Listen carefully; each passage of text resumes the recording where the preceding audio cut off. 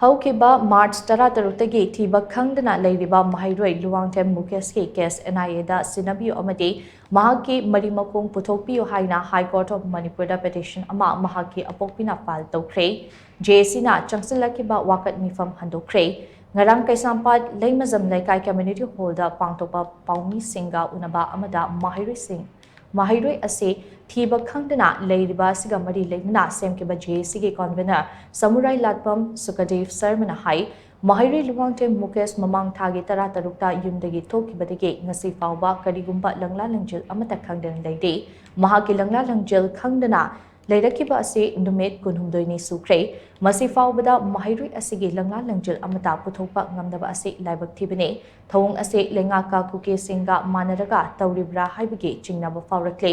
Governor gi Maikei su asukui raba matam masida thiri haiba wahai ase natuna karigumba amata haidre Governor gi thawung ase yaningde maram aduna maheiroi asigi langla langjil khanganbiyo amadi case ase NIA da Sinnabiyu haiduna ngarang maheiroi asigi apokpi mama Luwangthem Omilana Manipur High Court of Petition ama file Toukhre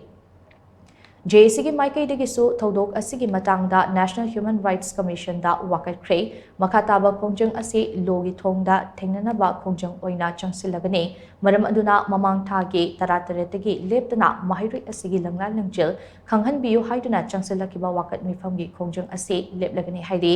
Kaisampat leimazam lekaida wakat meepham chathakiba aduda saruk yakiba singna Luwangthem Mukesh athubada mama oibi singda Sinnabiyu Governor gi thausadaba mawong yaningde free movement chatna halu athubada tangdu lektaba hanjin halu haiba kholau sing lauki Government gi makhada leiriba police department amadi leiriba intelligence singsina angangchi numik kolumdoini siro phawba Thiba Khangdana Leiripasina koi singnaba ma phawre maramudana mase NIA da Sinnabiyu haiba court ta koi application ama thabago lena koi casing ngasi case thoi casing ngasi koi chathaba hogre aduna mathangi megi tang tara marida another atopa hearing ama mo koi makata na chathagaragani aduna koi haijening madi media sing da haijening madi hojik leiriba jesina honaba yabo honaragasu government dagi karingma makalgi mating amata phangdabanina angang sigi hoji lanani puthokpa ngamdre maduna koi court ki mating lauraga koi angang si puthoknaba koi court ki mating logjaragani loina koi koi keno da National Human Rights Commission da koi application ma thajagare adu loina na koi na nan tang taraga teretegi chathajar riba koi ki keno se koi ki sit in protest tawraiba se koi matam khargi oina tension jaraga ari sit in protest se koi matam khargi oina koi